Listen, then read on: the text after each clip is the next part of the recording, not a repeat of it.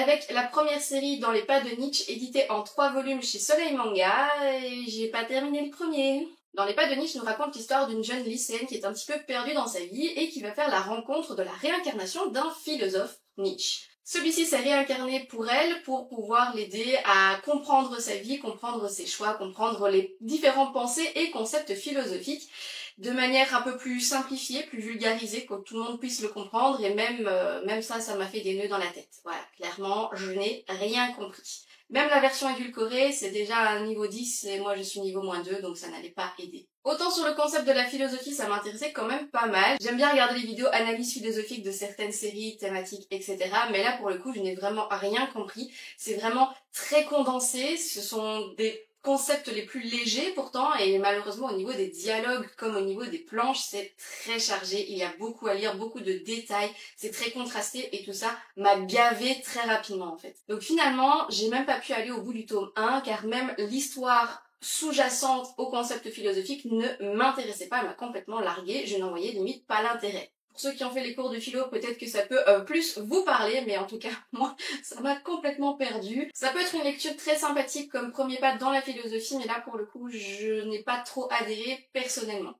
Ensuite, une petite collection d'autrices avec Chocolate Girl en 3 volumes édités chez Soleil et Petites mésaventures amoureuses éditées toujours chez Soleil en 4 volumes. Ces deux séries font partie d'une grande collection puisque cette autrice a été très prolifique. Elle a également fait les séries Darling les recettes de l'amour, Aisuru Ito. Elle a également fait Le diable s'habille en soutane, Itadakimasu et Ma petite maîtresse. Mais ce sont des séries que je ne rechercherai pas puisque je n'ai pas du tout apprécié le style de l'autrice avec ces deux séries que je possède. Donc je ne vais pas aller chercher les autres, surtout qu'elles sont encore plus datées que celles que j'ai lues. Enfin, que j'ai lues.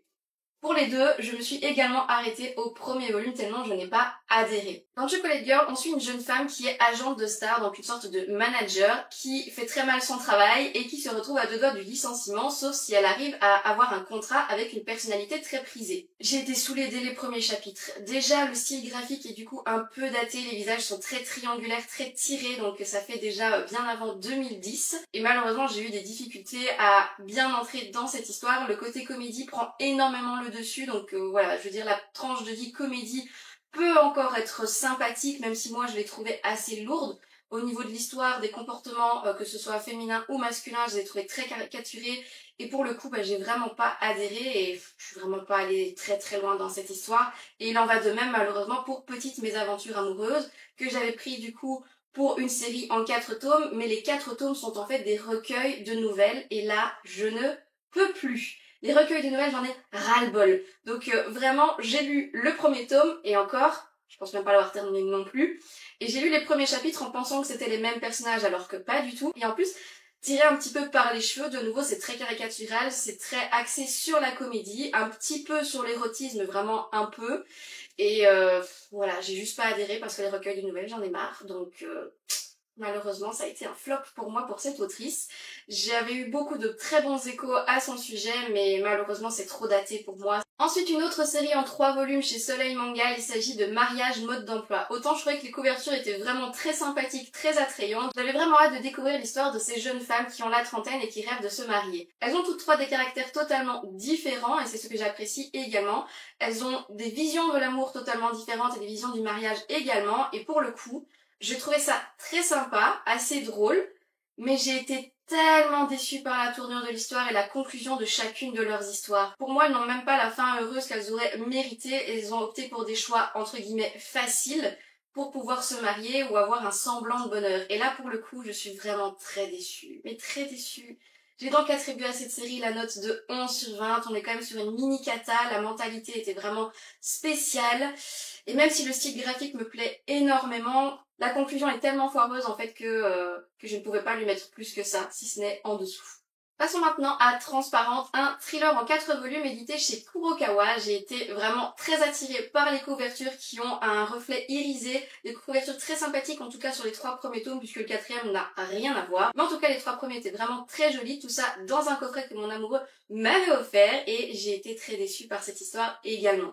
Transparente, c'est l'histoire d'une jeune fille qui vit dans un foyer assez toxique avec un père violent, une mère dépressive et un frère qui s'en fout totalement. Elle ne souhaite du coup qu'une seule chose, devenir invisible, transparente pour pouvoir fuir sa réalité. Et elle obtient ce pouvoir.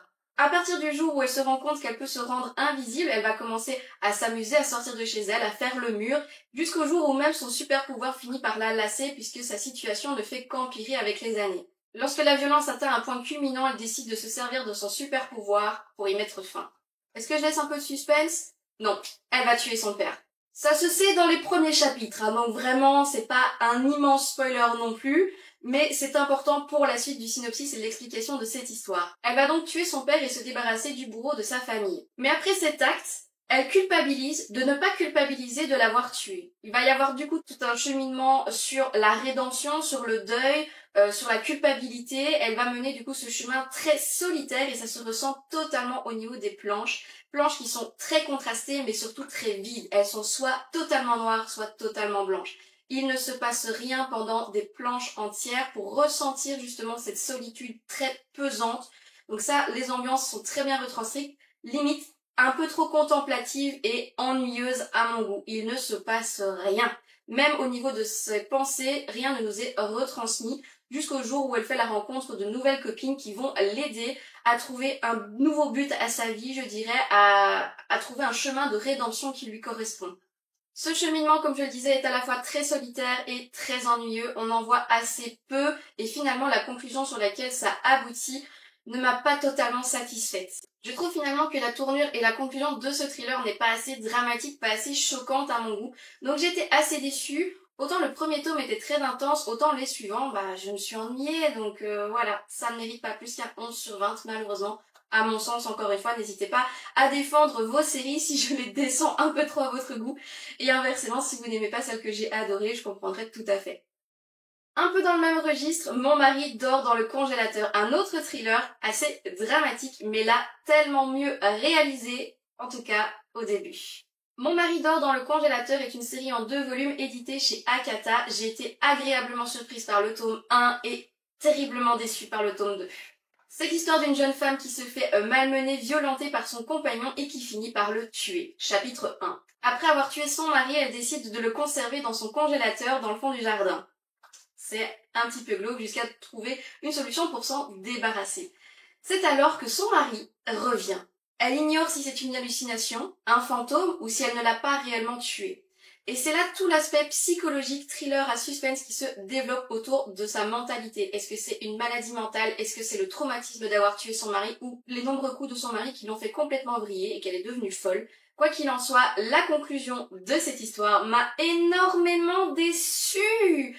Ah, j'aurais tellement préféré que ça se passe autrement, et pourtant les ambiances étaient tellement bien retransmises, le côté oppressant, angoissant de toutes les situations qu'elle va vivre au retour de son mari. J'étais vraiment hyper prise dedans, j'y allais avec les tripes, et la conclusion, non. Les planches sont du coup assez sombres, très glauques, très malsaines, très oppressantes, et pour le coup ça ne m'a pas du tout dérangée puisque les traits sont vraiment très élégants. Malgré tout, je lui ai mis la note de 13 sur 20 parce que j'avais vraiment adoré le premier, un peu moins le deuxième, voire carrément moins le deuxième, mais je trouve quand même que c'est une histoire qui mérite d'être connue, donc voilà, je vous en parle dans cette vidéo. Maintenant parlons de Salomé After School, une série en 2 tomes éditée chez Shiba Éditions, du côté de chez moi, la Belgique. Ma seule et unique collection que j'ai malheureusement pas gardée.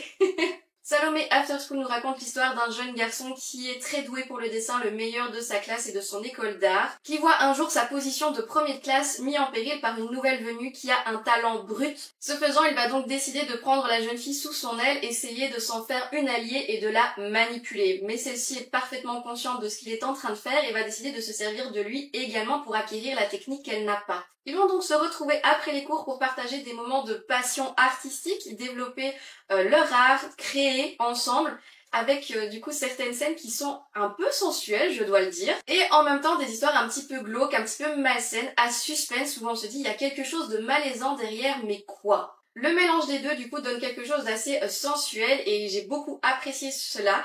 J'en aurais même aimé un petit peu plus au niveau de leurs expériences artistiques. Au niveau du domaine de l'art, c'est vraiment très intéressant pour ceux qui s'y connaissent et même ceux qui ne s'y connaissent pas. Ça fait une petite initiation au travail avec la peinture, avec les crayons, enfin vraiment tout un art qui est représenté, qui est très bien représenté d'ailleurs, mais qui pour le coup est peut-être un petit peu trop condensé par rapport au fil de l'histoire. Au niveau du personnage de la jeune fille, Elle a un background qui du coup est revisité, mais vraiment en coup de vent. Ça passe complètement à côté, l'ampleur dramatique qu'il y a n'a pas été exploitée, je trouve ça assez dommage.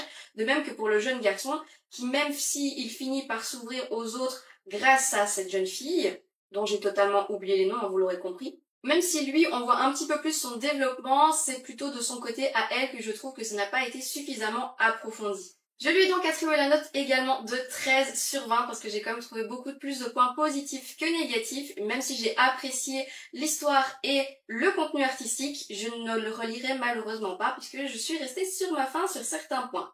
Une autre série d'auteurs avec The End of the World et les recueils d'histoires courtes d'Aoi Makino, l'autrice bien évidemment, qui a également fait Sayonara Miniskirt, qui a été édité chez Soleil en 2 tomes, mais la série est en pause depuis déjà plusieurs années, 2020 il me semble. Celle-ci m'intéresserait beaucoup, maintenant à voir si elle reprend effectivement ou pas, donc je ne vais pas acheter juste 2 tomes qui vont rester en suspens pendant des années, donc pour l'instant, je la mets de côté. The End of the World, c'est l'histoire d'une jeune fille qui s'était fait harceler dans son école et ses parents ont été forcés de déménager, de la changer d'école également afin qu'elle puisse s'intégrer dans son nouveau lycée. Nouveau lycée qui l'accueille avec le plus beau gosse de la classe, le plus populaire, qui décide de faire d'elle sa petite amie puisqu'elle est très jolie et donc de se servir d'elle pour sa popularité. Afin d'éviter d'être de nouveau la victime de harcèlement, elle va accepter de sortir avec ce garçon qui n'est vraiment pas correct. De fil en aiguille, elle va également faire la connaissance de la nouvelle tête de turc de son école, et en apprenant à connaître celui-ci, elle décide de mettre fin à sa relation avec son faux petit ami pour être à nouveau libre et elle-même, sauf que celui-ci ne voit pas du tout les choses de cet œil.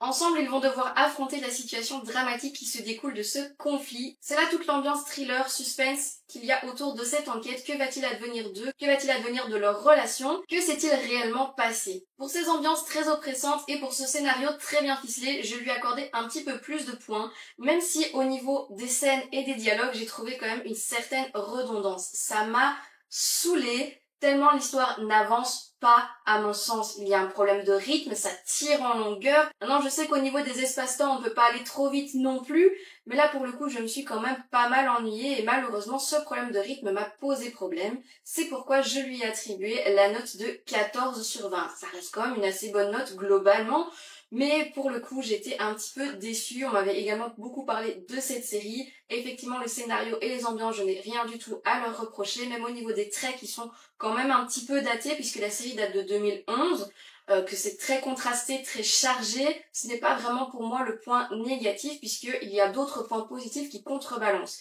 Mais malheureusement, tout ça mis ensemble, ça ne fait quand même pas une très haute note. En ce qui concerne le recueil d'histoires courtes d'Aoi Makino, eh bien comme vous l'avez compris, les histoires courtes, j'en ai marre.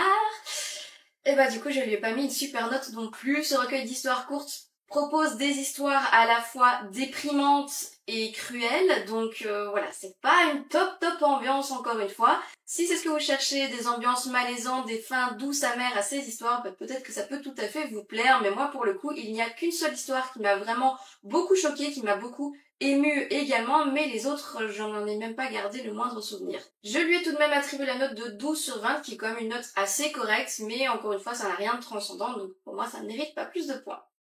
J'ai également lu la courte série My Brother, éditée en 2 volumes chez Pika. L'autrice a également fait Aijin Incubus, qui est un yaoi édité chez Taifu Comics en 2 volumes, que j'ai lu, mais il y a 10 ans, je pense. Je me souviens vaguement d'une histoire avec des tentacules, et je n'irai pas plus loin sur cette explication.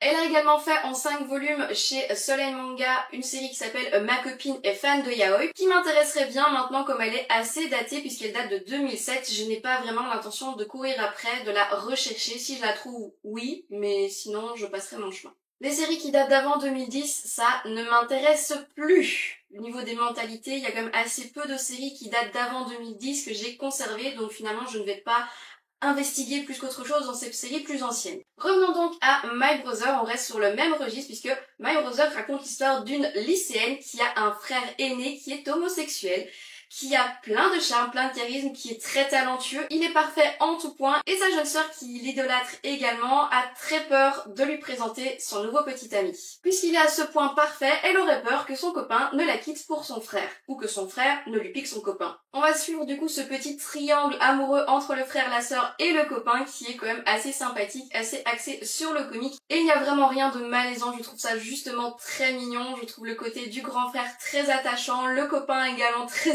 très drôle, très sympathique, et la jeune fille manque peut-être un petit peu trop de confiance en elle. Je lui ai attribué donc la note de 13 sur 20 puisque je l'ai vaguement apprécié mais que je ne le relirai pas particulièrement. Par contre, j'ai gardé la série en 2 tomes chez Soleil Manga, Animal Crossing, l'île de la détente, qui est une licence que j'aime énormément, Animal Crossing. J'ai joué à pratiquement tous les jeux sur toutes les plateformes, donc vraiment c'est une licence que j'aime beaucoup. Et il y a également 3 autres Animal Crossing édités chez Soleil, mais avec lesquels j'ai beaucoup moins accroché, l'humour pipi caca, un peu lourdingue, qui me plaisait nettement moins. Celui-ci est beaucoup plus mignon, je trouve, on ressent vraiment les ambiances d'Animal Crossing, avec ce côté chaleureux, avec les petits villageois, avec les activités qu'il y a à faire sur l'île, du coup, de New Horizons, la dernière licence sortie. Concrètement, au niveau du scénario, au niveau de l'histoire, ça casse pas 3 pattes à un canard, je sais bien, mais bon, c'est son côté nostalgique que j'ai vraiment beaucoup apprécié cette petite histoire. Les dessins sont tout mignons, tout en rondeur, les expériences que l'héroïne va faire, c'est celles que nous avons faites durant le jeu, les petites activités, même si pour moi 2 tomes du coup c'est un petit peu puisqu'on n'a pas un petit chapitre avec tous les personnages spéciaux ou avec toutes les activités que l'on peut faire sur cette île. Donc là c'est un petit bémol pour moi, c'est qu'il manque quand même des personnages et des situations qui ont été vécues peut-être dans les différents jeux ou même simplement sur New Horizons que j'aurais beaucoup apprécié voir. Mais bon, pour le coup, je lui ai quand même mis la note de 13 sur 20 parce que voilà, c'est mignon, c'est tout rond, c'est des bonnes ambiances, voilà, c'est tout chill. Je le recommande du coup à la fois pour les enfants, pour les fans de la licence ou même ceux qui ne connaissent pas, qui pourraient vous faire du coup découvrir le jeu qui est vraiment tout chill, tout adorable, enfin vraiment Animal Crossing à vie. J'ai également conservé Mon homme a tout faire, une série en 3 volumes chez Soleil Manga. Une série du coup pour laquelle je ne m'attendais pas à grand chose, j'avais peur de me retrouver sur une histoire comme Mariage mode d'emploi par exemple, et pour le coup j'ai été agréablement surprise. C'est l'histoire d'une jeune autrice de manga dont la carrière peine à décoller qui un jour recueille l'animal de compagnie d'une de ses amies, sauf que l'animal de compagnie en question n'est pas un chien, c'est un beau jeune homme. Celui-ci est un escort boy et elle va donc passer un contrat avec lui afin d'expérimenter certaines situations qui pourraient mettre un petit peu de piment dans ses histoires. Leur colocation va du coup être riche en émotions, que ce soit de la mignonitude à de l'attirance, ce qui n'est pas pour me déplaire bien évidemment. Donc pour le coup, j'ai été assez surprise parce que je n'ai pas trouvé cette histoire malsaine, au contraire, j'ai trouvé très mignonne, j'ai trouvé très bien faite et j'ai trouvé que les 2 personnages étaient tout aussi attachants l'un que l'autre. Les planches sont également très jolies, très sensuelles, les ambiances sont vraiment très sympathiques et douces, donc là pour le coup, on est vraiment sur un top de ce que je préfère. Je ne lui ai mis la note que de 13 sur 20 en revanche parce que ça casse pas 3 pattes à un canard au niveau de l'histoire. Concrètement, le scénario, on l'a déjà vu, c'est pas quelque chose qui est exceptionnel, mais pour le coup, ça ne m'a pas déçue, ça m'a surprise et j'ai passé un très bon moment à cette lecture, donc j'ai décidé de le garder. À présent, je vais vous parler de la désastreuse histoire des jumeaux Stevenson, qui est un one-shot aux éditions Delcourt Tonkam, dans la collection Moonlight, qui est une de mes collections préférées, même si mon étagère est en train de se vider à vitesse grand V, puisque j'ai eu quand même pas mal de déceptions. Celui-ci qui est donc un one-shot qui revisite le fameux conte du Dr Jekyll et de Mr Hyde avec les fameux jumeaux Stevenson. Les jumeaux Stevenson donc s'appellent Jekyll et Hyde, qui ont tous les deux une personnalité bien différente, mais un physique parfaitement ressemblant en tout point. Il n'y a qu'un seul de leurs amis qui arrive à les différencier et ils s'amusent souvent à échanger leur place pour faire des farces. Quand soudainement, Jekyll meurt laissant Hyde tout seul. Une petite enquête va du coup se mener autour de son frère décédé, Jekyll, savoir qui il était réellement en dehors de sa double personnalité. J'ai été touchée par cette histoire, l'histoire des jumeaux, l'histoire de leur ami et la petite enquête qu'ils ont menée ensemble, mais surtout c'est la fin qui m'a énormément étonnée, ça m'a laissé bouche bée avec un sentiment encore une fois un petit peu doux amer, sans véritable conclusion, et bizarrement pour une fois ça ne m'a pas du tout dérangé de laisser planer le doute.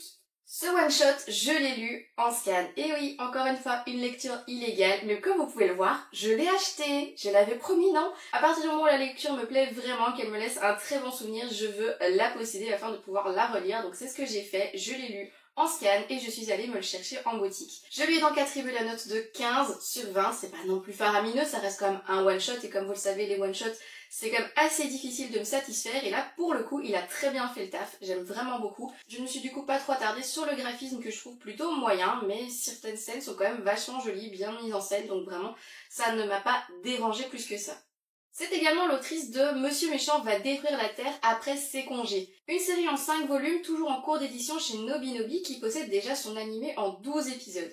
Pour le coup, je n'ai regardé que les 2 premiers épisodes, ce n'est pas vraiment le genre d'histoire qui m'intéresse plus que ça. Je suis quand même allée voir par curiosité. Donc c'est l'histoire de Monsieur Méchant qui est un des plus grands méchants de sa génération, dont le but est évidemment de détruire la Terre. Sauf que comme tout salarié qui se respecte, ses jours de congé sont sacrés. Et pendant ces jours de congé, eh bien, il se fond parmi les humains, il va au zoo, il adore particulièrement les pandas et les sucreries. Et donc il profite de ses congés allègrement, et même s'il rencontre du coup ses ennemis durant ses congés, bah il fait une trêve avec eux, en disant non mais aujourd'hui je travaille pas en fait, donc aujourd'hui on se bagarre pas. Donc je trouve que le concept est assez sympa en somme, mais l'histoire finalement semble assez redondante puisque c'est toujours la même chose, il se bat pendant ses jours de travail et pendant ses congés, il va voir des pandas, il passe son temps comme un humain normal le ferait, je dirais, mais d'un point de vue du coup où lui est un genre de démon. Donc voilà, il y a une ambiance très sympathique, mais voilà, au bout de 2 épisodes, je voyais pas vraiment un fil conducteur particulièrement profond, plus un petit tranche de vie, un petit feel good, mais qui ne tient pas vraiment en haleine. Du coup, j'ai pas vraiment le temps de m'investir dans ce genre de petite histoire. C'est posé, c'est chill, mais ça n'a pas un grand engouement de ma part, donc voilà, sans plus. On sait déjà que l'autrice va revenir aux éditions Delcourt Tonkam dans la collection Moonlight, encore une fois, avec son nouveau titre, Reprendre goût à la vie, en 2 volumes. On n'a pas encore de date de sortie officielle, mais on sait déjà que ce sera chez eux. Je n'ai pas non plus de synopsis, mais rien qu'au titre, on peut déjà deviner une petite tranche de vie autour de la gastronomie. Donc là, j'ai déjà hâte de voir ce que ça va donner et d'avoir plus d'informations sur ce nouveau titre. Ensuite, Stardust Family, celui-ci ça fait un moment que je dois vous le présenter et clairement celui-là ça a été une œuvre choc encore une fois. Édité en 2 volumes chez Vega, c'est la seule série chez eux que je possède et je compte bien la garder et la relire. Dans Stardust Family, nous sommes dans un monde post-apocalyptique. Le nouveau gouvernement japonais a trouvé une solution à la fois pour remédier aux problèmes de natalité et de maltraitance enfantine en obligeant les gens à passer un permis pour avoir des enfants. Je trouve que l'idée n'est vraiment pas mauvaise, à titre personnel. Mais vous me direz ce que vous en pensez dans les commentaires. Atteinte aux droits de l'homme, etc., etc. Ça ne pourrait vraiment pas être mis en place, mais peut-être que ça le devrait. Pour que le système fonctionne, il faut que tout le monde joue le jeu, et donc ceux qui ont accès au permis d'avoir des enfants se verront du coup pouvoir s'attribuer des augmentations de salaire, pouvoir avancer professionnellement, mais également être reconnus aux yeux de la société comme étant des gens bien, et non pas des gens à problème. Donc évidemment, ceux qui n'arrivent pas à obtenir ce permis sont mis au banc de la société. Afin d'obtenir ce permis, ils vont devoir passer des tests, et également, ils vont se voir prêter un enfant test afin de tester leur réaction, de tester leur comportement vis-à-vis de cet enfant, s'ils sont capables de l'aimer, de lui le nourrir, de lui apporter soins, santé, sécurité, etc. À la fin de ce test, il se voit donc attribuer ou non le permis. On va du coup suivre l'histoire d'un de ces enfants tests qui est prêté à cette famille qui ne veut pas de ce permis. Ils choisissent d'eux-mêmes de ne pas vouloir de ce permis, là où d'autres violentent les enfants tests pour pouvoir l'acquérir. Donc on a ce principe de ces mentalités, de pouvoir se dire est-ce qu'on est réellement heureux à partir du moment où on suit les préceptes du gouvernement, qui nous oblige du coup à faire certains choix, pourquoi est-ce qu'on doit absolument avoir ce permis même si on ne veut pas d'enfants, etc. Donc il y a beaucoup de questionnements qui sont abordés là-dessus, autour de la parentalité également. Si un parent nous donne correctement à manger et un toit pour notre sécurité, est-ce qu'il est réellement capable de nous aimer ou de nous faire évoluer, grandir et devenir des adultes corrects? Parce qu'on le sait, il y a aussi des enfants qui sont en mal d'amour même s'ils ont à manger et un toit. Donc ça peut avoir aussi des conséquences plus psychologiques. Donc ça m'a vraiment retourné le cerveau et retourné le cœur parce que les situations qui sont partagées dans ces 2 tomes sont cruelles. Certaines scènes sont également assez crues, donc il faut avoir l'estomac, je dirais, qui soit assez solide. Au niveau des traits, ils sont assez fins, les planches sont plutôt lumineuses et épurées. Je trouve qu'ils sont vraiment très sympathiques. Les ambiances sont très bien retransmises également. La pesanteur de certaines scènes, de certaines attitudes, je vais dire, sont vraiment très bien retransmises. J'ai beaucoup aimé le style graphique en plus de l'histoire et du scénario. Il y a également toute une ambiance thriller qui nous tient jusqu'à la fin, et à la fin, un chamboulement vraiment énorme. Je l'avais vraiment pas vu venir, ou si un peu, enfin je sais pas. Il y a un truc que j'avais vu venir et l'autre pas, clairement, et du coup j'étais pas mal choquée. Cette fin douce amère ne peut pas plaire à tout le monde. Enfin moi en tout cas, j'aime pas les fins douce amères avec les demi-fins, je suis pas trop fan. Mais pour le coup, le dénouement m'a tellement mindfuck, enfin ça m'a retourné le cerveau que du coup j'ai relu directement cette courte série pour pouvoir me dire oh, mais en fait il y avait des détails cachés partout. Et donc là, j'ai été encore plus surprise, encore plus choquée, et j'ai encore plus, du coup, apprécié ma lecture. Donc vraiment, je la trouve hyper bien faite, hyper bien ficelée, même si, du coup, il y a une petite partie science-fiction que je n'aime pas trop, mais bon, pour le coup, pour les besoins de la série, peut-être que valait peut-être mieux le justifier de cette manière-là, mais voilà, c'est peut-être la partie que j'ai le moins aimée, mais pour le coup, c'est tellement bien fait, je vous le recommande à 100%, j'adore, voilà, petite partie SF, petite partie thriller, petite partie politique également, et là, du coup, ça vaut vraiment la peine. Je lui ai attribué la note de 15 sur 20. Et la dernière série que je vais vous présenter, le top du top, le summum au niveau des points, c'est One Half of Married Couple, une série en 8 volumes chez Meian, la seule collection actuellement chez Meian que j'ai surkiffé. Je vous en parle un petit peu plus, mais je vais d'abord les poser parce que ça pèse une tonne.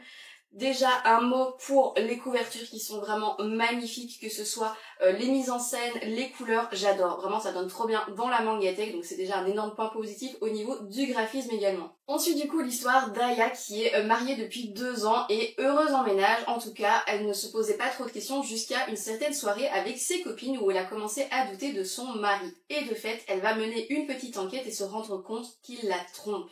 La question sera donc, que va-t-elle faire de cette relation? Est-ce qu'elle va feindre d'ignorer savoir qu'il l'a trompée, rester auprès de son mari même si elle ne lui fera plus jamais confiance, mettre fin à sa relation avec cet homme qui semble pourtant si parfait, ou éventuellement le confronter? Tout ça en sachant que ça l'expose de toute façon au regard des gens par rapport à son potentiel divorce, puisqu'on le sait au Japon, le divorce est assez mal vu, ça commence à évoluer, mais en tout cas c'était assez mal vu durant une très longue période.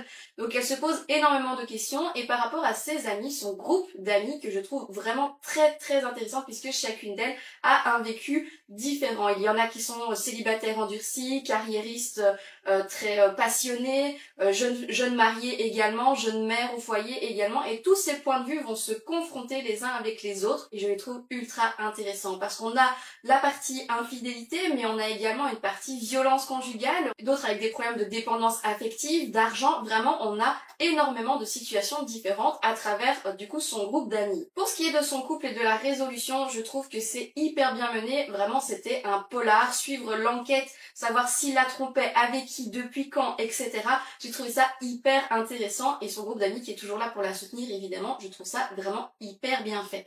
D'ailleurs, moi j'ai fait un parallèle, vous me direz dans les commentaires si vous y avez pensé ou si ça vous intrigue encore plus. Mais pour avoir lu Mary My Husband, j'ai trouvé qu'il y avait vraiment un parallèle par rapport à son mari, à ses amis et aux situations qui ont été vécues, en tout cas la manipulation qui s'est faite entre les personnages. J'ai vraiment trouvé ça hyper intéressant et du coup hyper accrocheur. Vraiment, je dévorais les tomes à une vitesse. Alors 8 tomes pour découvrir l'infidélité de son mari et sa décision quant à leur relation, ça va sembler assez long, mais je vous rassure, en fait les 4 premiers tomes prennent en compte l'enquête et les 4 derniers tomes prennent en compte plutôt le point de vue masculin, donc sa situation à lui, une fois que son secret, entre guillemets, a été révélé. Et ça, pour le coup, j'ai trouvé que le twist était vraiment très intéressant de passer au personnage masculin en deuxième partie de l'histoire. J'ai vraiment surkiffé cette partie. Que ce soit du coup au niveau de la tranche de vie, du développement personnel, au niveau des personnalités, du coup, des protagonistes, de leur évolution tout simplement, et de leur conviction personnelle, je trouvais tout ça très intéressant et très bien mis en œuvre avec de magnifiques planches. C'est mature, c'est sensuel, il y a des détails mais pas trop, ce n'est pas trop chargé, pas trop contrasté, c'est vraiment le top du top. Là pour le coup je suis vraiment très satisfaite du design, et avec ces fameuses ambiances à la fois pesantes, oppressantes, angoissantes, et vraiment par rapport à cette intrigue autour de l'infidélité du gars, j'étais là mais non, il peut pas faire ça, il est trop parfait, il a l'air trop parfait, il est trop gentil, il faut lui faire confiance. Mais en fait non, il y a quand même trop de preuves qui l'accable, donc je ne sais pas quoi en penser. Moi j'étais vraiment tenue par les tripes, encore une fois, par ce dénouement. Et j'avais mais tellement la haine quand on a su. Mais mon dieu, oh là là, il faut trop que vous le lisiez, il faut vraiment trop que vous le lisiez. Je suis hyper hypée, j'ai trop envie d'avoir votre avis sur cette histoire, mais moi je suis ultra hypée, et c'est pour ça que je lui ai mis la note de 19 sur 20. Waouh, voilà, ça c'est vraiment une de mes plus hautes notes. Bon, toi ce serait le 20, mais si je ne lui ai pas mis 20 pour la perfection, c'est parce que malheureusement, même s'ils ont la trentaine, même si ce sont des adultes accomplis, le manque de communication, il est fou. Parce qu'on se dit, ce sont des adultes, ils sont réfléchis, ils sont matures, mais les Japonais, on le sait, sont très taiseux, ils sont très discrets, ils ne parlent pas de leurs sentiments facilement, et du coup, ça mène à énormément de quiproquos qui auraient pu être évités. Toute cette angoisse aurait pu être évitée si seulement ils avaient pu parler, communiquer correctement. Donc un petit point en moins parce que du coup, la communication, c'est pas trop leur fort, et surtout parce que la fin peut-être peut paraître selon certains points de vue, un peu trop facile. Alors, quand je parle de facilité, c'est au niveau de la décision qu'elle va prendre. Certains seront plus ou moins d'accord avec ce dont elle a décidé. Moi, du coup, je suis assez raccord avec ce qui s'est passé. Mais en tous les cas, c'est un énorme coup de cœur. Vraiment, je le recommande. Bon, c'est un contenu un petit peu plus mature, avec des réflexions un petit peu plus matures également. Mais pour le coup, c'est un énorme coup de cœur et je vous le recommande. Je trouve qu'on n'en parle pas assez, mais c'est vraiment une dinguerie. En tout cas, moi, je l'ai adoré.